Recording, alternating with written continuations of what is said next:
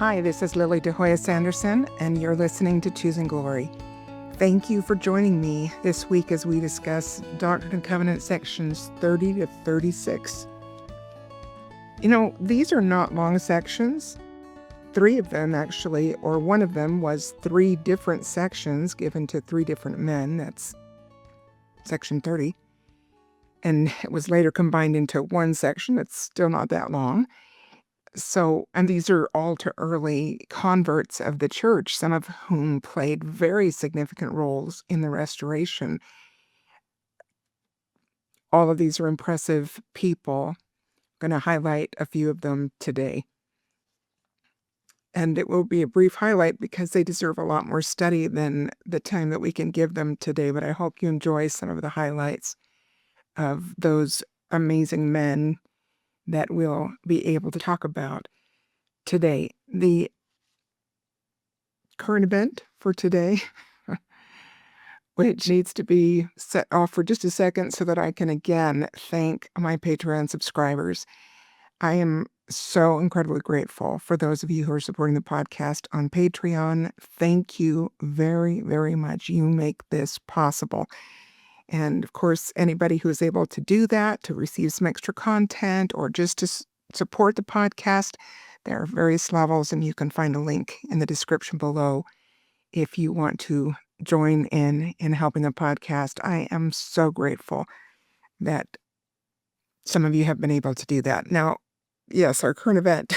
So anyway, there's a lot going on in the world today, and a lot of it's kind of insane, and it seems like it's so indicative of the times we live in and how much we long for the Savior to come. Always hard to select what to talk about. There are so many kind of notable things that are going on. I do need to say that our hearts go out to, and our prayers go to those in Myanmar, Thailand.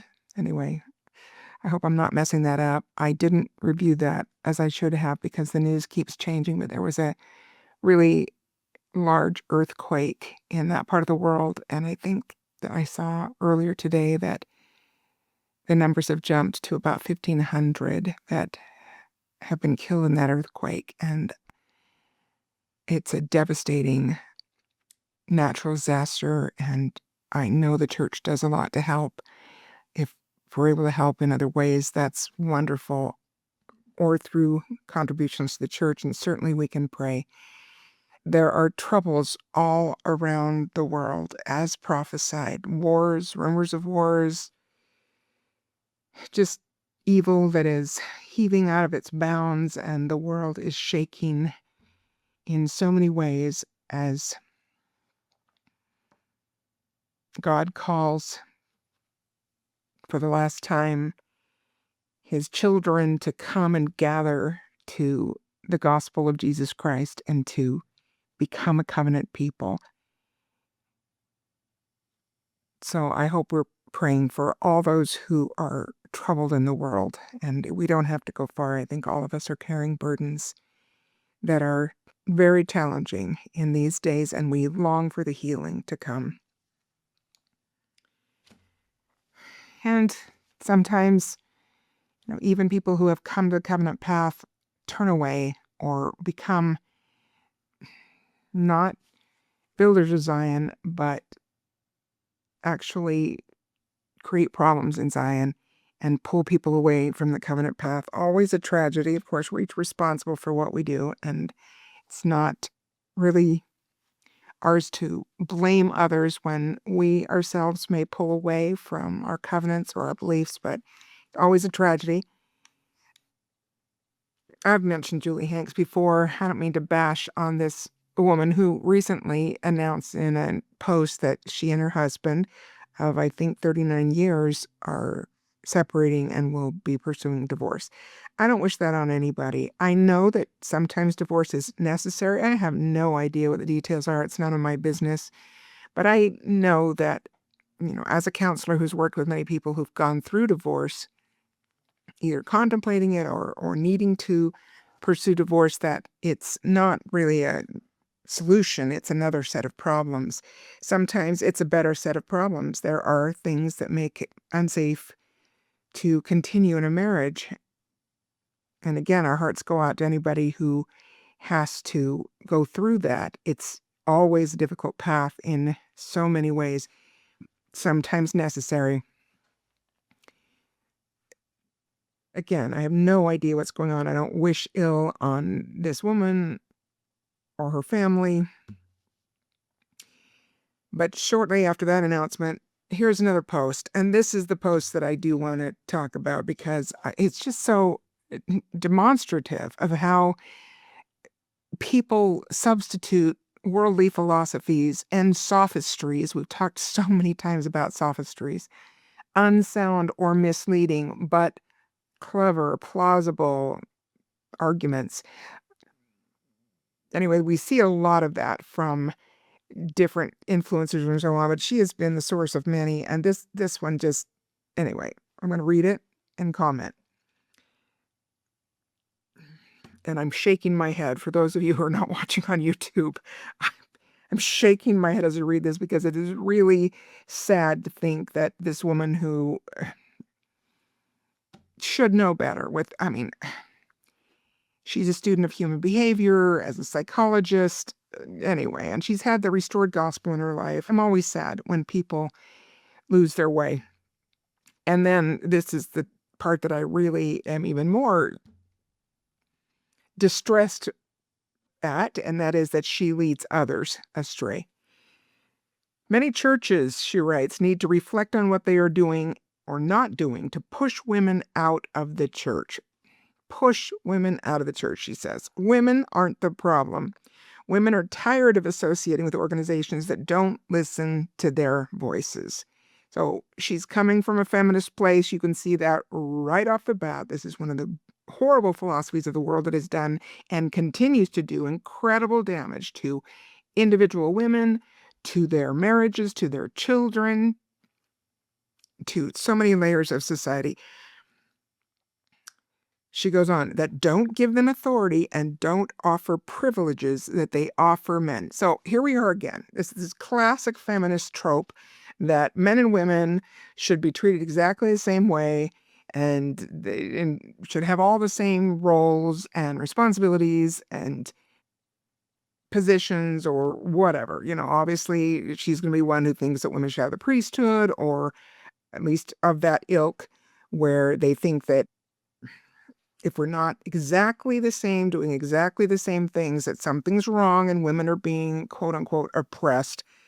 Again, it just makes me shake my head that we have so many people who fall into this trap of not acknowledging the divine differences between men and women, the divine division of labor, the tremendous opportunities that come with that, the way that God chooses to bless individuals, marriages, and families and society because of those differences working together in tandem in a collaborative, synergistic way. But no, all of that is lost when it's like, if I can't do everything that men can do, then somehow I'm oppressed and it's the church's fault if I'm not happy about it. It's just tragic to me. This is quite a statement. Church is the only place in my life where I am told I can't do certain things because I'm a woman. Really? The only place, right? No, not at the gym, not in the field of athletic competition, or I even saw some little video thing that someone shared about. It was a short on YouTube or something that just showed a woman who was coming off as a feminist. I can do anything, without a man. And she said she was going to hang a mirror in her house. And she had all the things assembled there. And she starts to do it. And then she couldn't lift up the mirror because it was heavy. Like, yeah. Yeah. I mean, so she's acknowledging it. She was like, I couldn't do it by myself, but a man, needed to come and help me. And she even showed the drill that she needed because this was so heavy. She needed to go into studs and, she didn't know how to put the drill bit in and whatever. And I mean, okay, women can figure out how to do some of that stuff, but lifting the mirror, it's not going to take just one woman for really heavy things. And it was a nice acknowledgement that, you can spout all you want about how anything you can do, I can do, but that's just not true. I heard again the other day that some competition, it was a long jump or something, and a guy who identifies as a girl beat the record by like 8 feet. I mean, it's just so silly that she's saying that the only place in her life where she is told she can't do certain things, or maybe it's just like reality. And again, this is not bashing women. Like, I'm a big fan of women. Women can do things men can't do. And this is the divine plan, that we don't overlap completely. Can we jump in and help and cover a lot of territory if the other one's not there? Yes. Of course, we can adapt to individual necessity and situations, but no, we can't do all the same things. And it's not just church that is telling her that. Plus, I have mentioned before that every membership group has its opportunities and its costs or obligations. So I've referenced this before, like even if you're like in an elementary school and you want to be a part of a certain friend group in, first grade or something, and those girls decide to wear red socks on Wednesday, you're not free to wear another pair or color of socks if you want to be a part of that group. Like, we make sacrifices all the time of opportunities or so-called, freedoms in order to gain the blessings of membership in certain groups. So again, this is so hyperbolic. It's kind of stunning. Teams, clubs, marriage. And a lot of people don't seem to get that. I hear a lot of people talk about, I should be able to do anything I want in marriage. And I'm like, really? Is that okay with your spouse? Like, don't we give up things in order to have a healthy and a faithful marriage? I'm talking about abusive situations. I'm talking about, we don't flirt with other people. We don't have intimate relationships with other people, even emotionally intimate relationships. We hold to certain boundaries. We have certain obligations. Okay, I'm going off here for a second, but I'm going to say this because I don't think I've said it before. Again, the world enters in so quickly. I remember talking to a client couple not that long ago, and one of them, it might have been just the husband I was speaking to. I think it was just the husband on this occasion. And he said, my wife keeps saying that we're each responsible for our own happiness. And he said, that's true, right? And I said, well, yes and no. Like, certainly we can't make, quote unquote, somebody happy. Like, I can't make somebody happy. They have to choose it or participate or grow into that place. I can't make you happy. You can't make me happy. Others can't do that for each other. However, I said, it sounds too glib to just stop there, because does my behavior contribute to my partner's happiness? Yes. When Chris was here, what I did could help with his happiness or hurt his happiness. And the reverse was equally true. Chris could contribute to my happiness, or he could detract from my happiness, depending on how he chose to live as my husband and how I chose to live as his wife. So I can't make somebody happy, but can I contribute to their unhappiness? You bet I can. So we need to be careful that we don't get caught in these kind of glib statements, as I said, these overgeneralizations that don't demonstrate our responsibility for each other and our families and stewardship. So anyway, we, of course, make sacrifices to have good marriages and to be good parents. Sister Hanks continues, I am prevented from blessing others' lives through performing ordinances because I'm a woman. So there it is. She wants to have the priesthood, and she's prevented. Or maybe she's given the gift of motherhood. Maybe she's given the incredible opportunity to have a natural part of her womanhood being oriented toward nurturing and warming up a cold planet and influencing in soft and gentle ways, not coming on in the same way that a man comes on. Like, we are better together. If we do the same thing, one of us is not needed, right? But here's her hyper focus. And apparently that's more important to her than her motherhood, because she doesn't see that there's an incredible trade-off in our lives always as men and women so that we can collaborate and synergize. She continues, I don't see my gender reflected in the leadership of the church or in general conference talks. Okay, it's the same old trope. Women are leaving religion because it is so steeped in patriarchy. Well, let's just point out that a lot of people have left because many Protestant religions have rolled over and ordained women for some time now. And men don't typically fight for the opportunity to sacrifice as ministers if women are going to take over. They've got other fish to fry, and there's a demonstrable decline, or has been, when the ordination of women started happening in Protestant religions. There's a demonstrable decline in male participation. And as I've noted before, many research studies have indicated that not only do you lose men when women are ordained as clergy, but you lose many of the next generation, because the best predictor of whether or not children will be church attenders is whether or not their fathers were church attenders. Now, it is not to diminish the influence that a mother can have. Women really can help to transfer values in a lot of ways, but children's participation in the broader society is more influenced by their fathers. So this is just a finding that has been replicated again and again and again. So, I mean, again, like, here she wants it to happen in the restored gospel of Jesus Christ, where God has given these different roles to men and women for a divine purpose. And why do we keep thinking we know better than God? Well, that's the real issue here, right? Anyway, I'm skipping a little bit. We're leaving because we no longer tolerate sexism and systems that limit opportunities.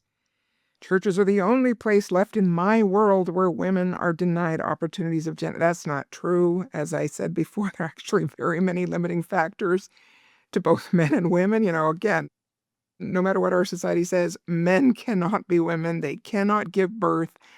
They cannot breastfeed. Like, I'm sorry, whatever you find online or in the media, that will never happen. Men are limited. Women are limited to their natures. And that is a divine opportunity and blessing. Anyway, I just think it's tragic and ridiculous and unoriginal. It's unoriginal. And it comes back down to thinking we can counsel God. We have better ideas than God has. And that is a pretty fundamental reflection of our lack of belief in prophets and revelation that comes top down, not bottom up. The church does not give revelation to Christ, contrary to the opinion of some. Women really have many opportunities, but it hasn't seemed to make them happier, right? I mean, this feminist movement, again, we're probably in the third iteration or whatever of feminism, but it's done so much damage and continues to do so much damage. I was looking up a couple of things. Of course, young women are more educated than the men of their age groups now, and are often overrepresented. I mean, it's not 50-50, or according to the demographic difference between the percentages of men and women that are available at that age for a job or whatever, but actually there are more now in medical school, more women, and some other professions they are overly represented. They seem to have greater professional ambition and concern with their professional success and personal growth, which too often is expressive individualism, which I've talked about before, which is really about the worship of the self. Religion and family life are more distant and lower priorities for our younger generations of women, which is tragic. It's tragic. And talk about a self-defeating pattern for a society. And of course, children are the collateral damage, and society pays a price if women choose not to have children. Everybody's going to pay a price. We're seeing fulfillments of the things that were prophesied. It's the famous Brigham Young quote, right? But he's not the only one who talked about it, that the day would come when really only Latter-day Saint women, or at least Christian women, would be willing to have children. And that seemed like a distant possibility when I first became acquainted with that quote. It's no longer a surprise to hear that that was prophesied long ago. A recent Pew poll found that it was young men more than women who aspire to become parents. Like, good for those young men, but, they can't do it alone. So this is a problem with marriage. And sadly, I've talked to young men in the church who say it is hard to find active Latter-day Saint women, young women to consider marriage with, who want to have children and want to be home with those children doing God's work and family work, which men are willing to support financially if they're righteous. And I'm so saddened by that. Really, the best thing I ever did was to be at home full-time with my children for almost 20 years before I got that revelation that sent me back to school, which I wasn't very happy about when it came, but the Lord always knows best. But I grew so much as a person. And again, I've said this so many times, I'm saying it again, that if a woman finds that to be insufficient in terms of her fulfillment, she's doing it wrong. Because God does not limit our opportunities by the responsibilities and roles that He gives us. They are intended and divinely designed to enhance our development, to help us become all that we can become. So if women would be happier about that opportunity and embrace it as an opportunity for growth, they would find unlimited ways to become more of who they are meant to be in those roles, rather than sit there lusting after an assignment that is given to men. Like, it's just so tragic. And again, everybody pays the price. Children are usually first on the chopping block when women turn away from those things. It's so sad. I don't mean to diminish the cost to men either, but children are such innocent collateral damage in these circumstances. And notice that the studies tell us as well that women of these newer generations are more depressed, more unhappy, and less fulfilled. This happened many years ago, and this is a show I never watched, had no interest in watching it, Sex and the City, but I knew of it when it was on, and we didn't want to watch that show. But at some point afterwards, the creator of that show, who was a feminist woman who never had children, apparently went through divorce and said that now she regretted more than ever that she didn't have children. And of course, the show was all about, feminist girls or in the city who were very promiscuous or whatever and pursuing careers, I believe. Again, don't have personal knowledge of the show other than what we heard about it, but she said now she's truly low, and she was around 60 at the time she made that sad statement. And again, I don't wish that on anybody, but this is the lie that feminism offers is, oh, this is going to be fulfilling. Forget marriage and children because that's too limiting, instead of seeing that God always allows for abundance, that He is a God of abundance. He's a God of generosity. So no, He's not just throwing His daughters under the bus so that somebody can change the diapers and do the laundry. It's exactly the opposite. That, yeah, it is okay. There's custodial work involved, janitorial work involved, and it helps us to be humble in our service to the people we love and to learn to consecrate even the simplest tasks because of the love we have for our families, and to find how much that expands our spirituality. And then, of course, the great opportunity to be the first teacher for our children. Not that fathers don't participate in that teaching, but moms are on the front lines. Again, I know that circumstances mean that some women will not have that opportunity, but there are miracles that can happen when we do that, and if we are willing and able to make that sacrifice, how wonderful the blessings are that come. And again, whatever our circumstance, God can magnify it.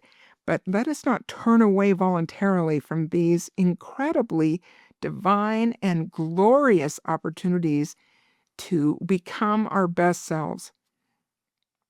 So anyway, I've mentioned this before. A book I read probably 15 or 20 years ago now, maybe 15, I don't remember, was called The Cost of Motherhood. And it covered a lot of interesting subjects on this, but the main theme was just how much women lose out on when they are not mothers. Now, again, some women aren't going to have that opportunity in this life. I personally believe that it will be an opportunity in the millennium for those who had righteous desires and didn't have the opportunity here. I believe that marriage and child rearing will be restored in some way. I don't know how the Lord's going to do that exactly, but I believe that it will happen. And I believe that nothing is denied in the fulfillment of our righteous desires if we continue in our covenant path. But anyway, in this book, the writing of the book was inspired by the author's experience of having been assigned as some kind of journalist and author to interview 5 women who had been the first to break the glass ceiling, the so-called glass ceiling in their professions. So this was pretty early on in the time where women went into the workforce in more significant numbers. And she had done the article. And when she was finished and had submitted the article and it was all done, she was just going through her notes so that she could file them away, and noticed for the first time that none of those women had ever had a child. That was notable to her. She saw that and thought, wow, was that intentional? So she went at her own expense. She, had a relationship now with these women. So she went back and took them all to lunch individually, and she asked them about that sometime that was possible to broach this sensitive subject. She asked if that had been intentional. And as she's explaining what led her to write this book, she said that she, in those interviews then, those follow-up interviews, uncovered a well of pain and sorrow and rage because they felt betrayed by the messaging that you can have it all. You can be a woman and you can have this great career and you won't be missing out on anything. And they felt personally betrayed by that feminist message. That same message is still gaining traction out there. Please talk to your daughters, but also your sons. I think the daughters are certainly more affected by this message, and it will not help to talk to them much if we're not happy ourselves. Sisters, I'm talking to the moms out there for a moment. I know life is hard. I am going through my own hard times and have gone through other hard times in my life, but I was so grateful to get a note once on Mother's Day from one of my daughters who, I'm so grateful that she felt to write this. She said something along the lines of, "Thank you for loving being a mother for all these years." And that touched me in a way that I am so grateful that she saw that she saw how much joy I had in motherhood and still have in motherhood, and now grandmotherhood and even great-grandmotherhood. I feel like that is the best tributes I could ever get. And if we are not happy, brothers and sisters, like, our kids need to see us be happy in the gospel. And this is to both men and women. But again, women, you're not going to talk your daughters into a life that seems to make their mothers miserable. I hope the Spirit can touch them, but please get help. Please get help. Do what you need to do to show that motherhood is a happy life And we can change our direction. The Lord can help us.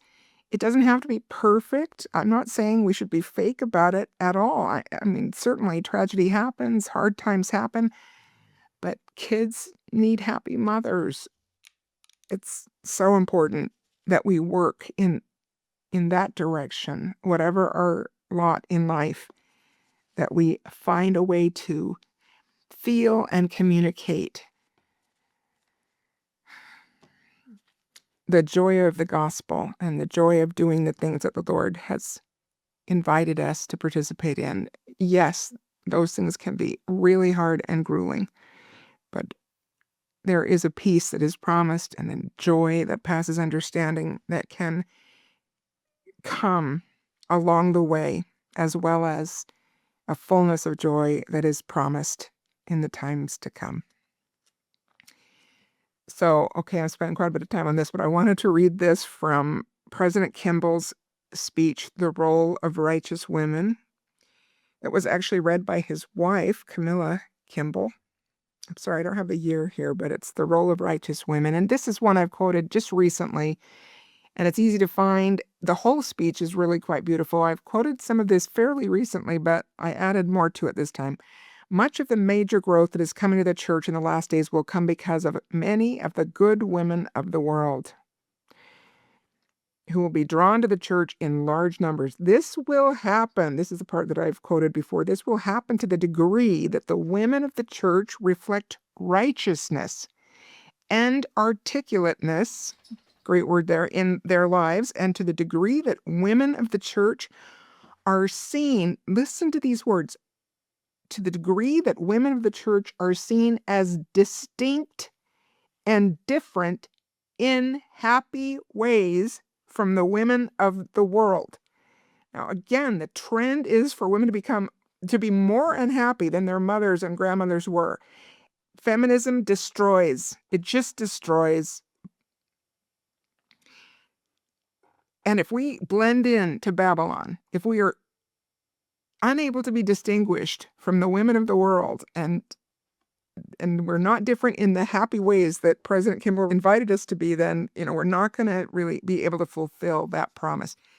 Now, here's the part that I'm adding also from this speech. Among the real heroines in the world who will come into the church are women who are more concerned with being righteous than with being selfish. And selfishness is at the root of so many of these issues. These real heroines have true humility, which places a higher value on integrity than on visibility. Remember, it is as wrong to do things just to be seen of women as it is to do things to be seen of men. So, and that's where social media can be such a destructive element, where women can posture, and we've seen that. We've heard these horrible stories of women who pretend to be something so that they can post it on social media, and it's not even true. Like, they have maybe an army of nannies or whatever, just bring the kids out for the photo op at the end. Or there was a terrible story in Utah the other day about, it was a little while now, a woman who had this thing about her family of 6 or whatever, and then it turned out that she was abusing her children and neglecting them. They were like starved, and it was just a terrible story, and she was a member of the church. So, how tragic is this? That, like, to be seen of other women, to get clicks and likes and shares, if I even can say that right. And of course, to be seen of men is a big problem too, if you're trying to get the attention that way. But great women and men, said President Kimball, are always more anxious to serve than to have dominion. Then a little later in the speech, he adds, no wonder the adversary strives, even now. And of course, this was a few decades back, but it's certainly true that the adversary strives even now to prevent this from happening, the good things, right? Regardless of who is getting the adversary's special attention at any given time, he seeks to make all people miserable like unto himself. Indeed, he seeks the misery of all mankind. He is undeviating in his purposes and is clever and relentless in his pursuit of them. Tragic that he is getting so much traction amongst our young women. And we are seeing that this recent Gen Z is showing for the first time that more young women are leaving church attendance than the young men of their generation. So this feminist stuff has gone so deep and is really creating huge problems with the last, sort of bastion of family cohesion, which is the mothers. It's this women being willing to have children and rear them in righteousness. It's really tragic. I know there's some really wonderful young women out there. Don't get me wrong. And I celebrate it every time I see it. I talk to some of these young women and they are marvelous. But boy, it's again, I've said this so many times. I used to tell my children, if you're on a crowded road, turn around. You're almost certainly going the wrong way. Please be on that straight and narrow path. Be distinct and different in happy ways from the women of the world. Okay, we're just going to give some historical background here, and then we're going to hit this in part 2 to talk about some of these sections a little bit more particularly, with a focus, as I said, on some of the amazing characters that joined the church during these particular years. So we're talking 1830 still. A lot of things happening in very, very quick sequence, that are very impacting on the restoration. Remember that, of course, the church is officially organized in April of 1830, just a month or so after the Book of Mormon is first printed and available for distribution. So now the missionary work really takes off, and we see that in these sections. But in the summer of 1830, Parley P. Pratt read the Book of Mormon and was baptized. Now, he's an amazing character. We'll talk more about him in part 2. Also in that month, Thomas B. Marsh and his family moved from near Boston to Palmyra, and he was baptized. His wife was baptized later. In September of 1830, Orson Pratt is baptized by his older brother, Parley. They were the third, I think this is correct, the third and fourth of 5 sons in their family, 5 children that were all boys in their family. And Parley was the elder of the 2 brothers that joined the church in pretty quick succession. And Parley is the one who shares it with his brother Orson. Later on, their 2 older brothers also were baptized into the church. I didn't see anything about the youngest brother, so I'm not aware that he ever joined the church. But 4 of those Pratt sons do join, and certainly Parley and Orson are amazing characters who are both members of the original 12 apostles that are called to be the quorum of the 12 in these latter days. Also in September, the second conference of the church is held in Fayette. Hiram Page and the Seer Stone revelations were renounced during that conference in a public church setting after Joseph had talked with them privately and they had repented. Now, this is Hiram who had repented, but also remember during that time, Oliver Cowdery is talking about how Joseph needs to make some corrections to the Revelation section 20, and Joseph Smith has to go out and kind of put out some of those fires and spends a lot of time on his knees and praying for direction on how to do that. And these are the good guys, like these are the guys who are supporting the work of the restoration that he has to kind of like, okay, hold off there. You are not getting revelations for the church. So that's taken care of in the conference as a general group and with common consent, all of that. During this time, sections 30 and 31, late September, are received. October, section 32 and 33 were received. Also in that month, Oliver Cowdery and his companions mentioned here depart on a mission to the Lamanites. So we get a lot of things happening, and all these sections were given around that time up to the end of the year, I think, of 1830. Now, remember, David Whitmer was another one, I don't know if I mentioned that last time, that had supported Hiram Page. I think we did talk about how the Whitmer family was sympathetic to Oliver Cowdery's complaints, as well as Hiram Page's many revelations that he said he received by a seer stone that should have been applicable to the entire church and had to be shown the error of his ways. And of course, David Whitmer was one of the 3 witnesses and Hiram one of the 8. Now, this is a nice quote by Elder John A. Whitsoe, who declared, "We cannot walk as other men or talk as other men."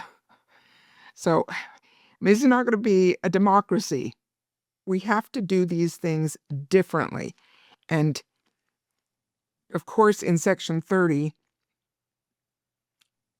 God tells David through the prophet Joseph that he feared man and did not rely on God. That's in verse 1. Verse 2 again, your mind has been on the things of the earth more than on the things of me, your maker. So he's called to repentance there. And again, at the very end, in verse 11, at the end, not fearing what man can do, for I am with you. So stop, impressing others or being influenced by others. Now, Joseph learned that lesson in a very costly way with the 116 manuscript pages that God foresaw and accounted for with the small plates, etc. But Joseph learned that because, remember, he's still dependent on these people for his subsistence. He's not making money for his new little family. I mean, Emma, they lost their first child, but he can't really spend the time to support them. So he is dependent on the largesse of these early stalwarts. And he lives with them or is supported and fed by them. And yet he learned not to worry about that. And so he goes and calls Oliver to repentance, calls Hiram Page to repentance, calls the Whitmer family to repentance. Like, even though he obviously values their support, he's not going to be afraid of men anymore. He is going to do what the Lord tells him to do. And that is huge change and growth. And every one of us need to learn that lesson. And it's a tough thing. So anyway, finishing with a John Widtsoe quote. Well, I'm going to repeat. We cannot walk as other men or talk as other men or do as other men, for we have a divine destiny, obligation, and responsibility placed upon us, and we must fit ourselves to it. Now, we're not going to change God's ways to fit us. We need to change to fit into it, and part of that is not fearing others. Of course, there are missionary calls that are extended in this time. We'll talk a little bit more about that in part 2. I'm going to wrap up part 1 right now. Brothers and sisters, if we are too much like our neighbors, too much like the world, which, frankly, is just going to hell, with some notable exceptions. And I try to point out good news every once in a while because there is still good news. There are good people who are coming to Christ. And I hope that we are some of them. And I hope we are amongst those who are really seeking sanctification so that Zion can be established and we can welcome the Lord in his second coming in glory. Let us choose glory. Let us be different from the world. Let us absolutely forsake the sophistries that are so prevalent that would